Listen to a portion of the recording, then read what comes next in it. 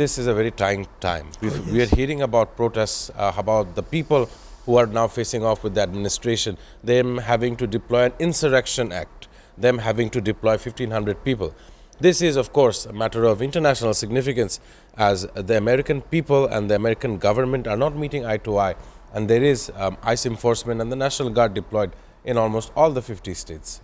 So I want to understand what is your overreach for the year. How do you see this year in American politics? Do you think Donald Trump is set to lose, who we now know as friends may become foe, given the certain conditions? Well, you talked about the next upcoming election vis-a-vis these things.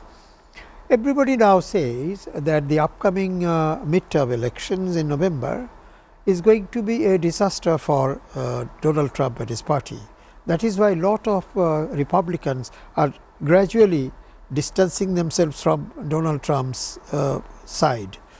So, it is most likely that they will lose the election, but the most important thing, as if I understand, these are not in the press already, but impeachment procedures are also prepared, getting prepared by the Congress, especially first of all the House, the Representatives, and then the Senate. So, I do not know what happens, and I am nobody to make a forecast, but I have a feeling, a gut feeling, that Donald Trump may not be able to complete his term of 4 years. So, that is why there is good, if that goes, that is good for the country, but he is also trying to push it towards a civil war sort of thing.